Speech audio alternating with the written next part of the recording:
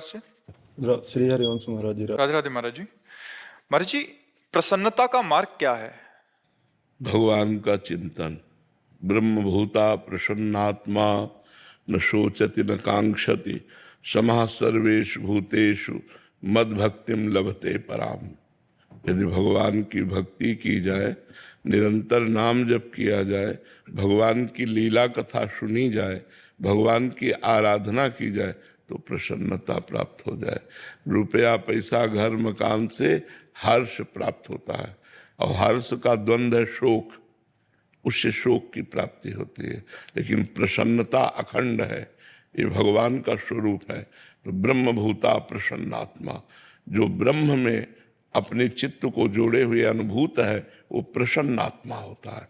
हर समय अखंड प्रसन्नता रहती है। तो ब्रह्मभूत होने के लिए भगवान का भजन करे, भगवान की लीला कथा सुने, जो कर्म करे वो भगवान को समर्पित करे। तो कर्म समर्पण, नाम जप, भगवान की लीला कथा श्रवण से प्रसन्नता धीरे धीरे प्राप्त होने लगेगी। जैसे जैसे पाप नष्ट होगा वैसे वैसे हृदय आनंद से भरने लगेगा। आनंद ही प्रसन्नता है। संसारिक पुरुष जो रुपया पैसा मकान पद प्रतिष्ठा मिलने पर आनंदित होता है, वो हर्ष होता है। वो चला गया तो शोकित हो गया, क्योंकि नाशवान पद है, नाशवान रुपया है, नाशवान शरीर है, नाशवान मित्र है। तो यहाँ कहाँ प्रसन्नता है? प्रसन्नता श्री भगवान में है। सपना बनर्जी दिल्ली से।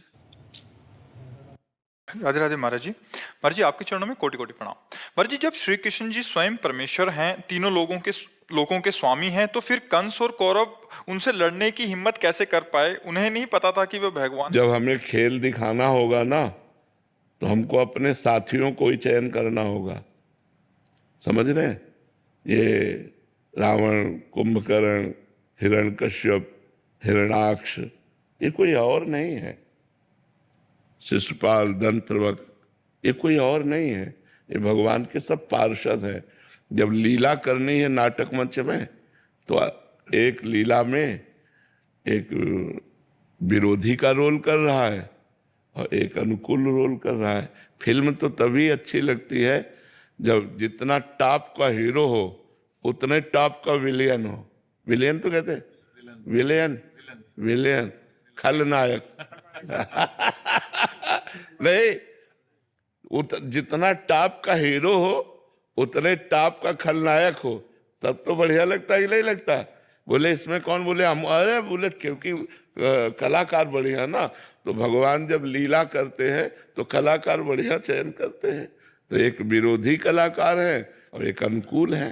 तो भगवान की ये लीला है। नहीं, जब आप कथा सुनने जाती है तो क्या सुनते? भगवान की लीला कथा सुन रहे हैं। भगवान की लीला है। तो भगवान के लिए किसी को मारने के लिए अवतार लेने की जरूरत थोड़ी है। उन्हीं के संकल्प से तो वो बलशाली बना है, उन्हीं के बल से तो पावरवान बना है।